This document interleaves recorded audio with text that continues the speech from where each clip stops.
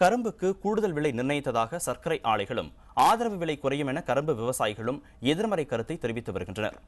இந்த ஆண்டில் கரும்பு ஒரு டன்னுக்கு அடிப்படை கொள்முதல் விலையாக 2100 ரூபாயை மத்திய அரசு அறிவித்தது. அதன் மீது கூடுதலாக 550 ரூபாய் தனது பங்காக சேர்த்து தமிழக அரசு 2650 ரூபாயாக நிர்ணயித்தது. ஆனால் உற்பத்தி செலவு அதிகரித்து விட்டதால் கரும்புக்கு விலை கட்டுப்படியாகாது என இந்திய விவசாயிகள் சங்கம் கூறி வருகிறது. கூடுதலாக ஒரு டன் கரும்புக்கு 500 ரூபாயை மாநில அரசு அளிக்க வேண்டும் என கோரிக்கை விடுத்துள்ளது. அதே நேரம் சர்க்கரை கொள்முதல் விலை ஒரு குவிண்டால் 2750 ரூபாயாக உள்ள நிலையில் கரும்புக்கு அதிக விலை கொடுப்பதால் தங்களுக்கு ஒரு குவிண்டாலுக்கு 800 ரூபாய் இழப்பு ஏற்படுவதாக சர்க்கரை ஆலை சங்கங்கள் தரப்பில் கூறப்படுகிறது.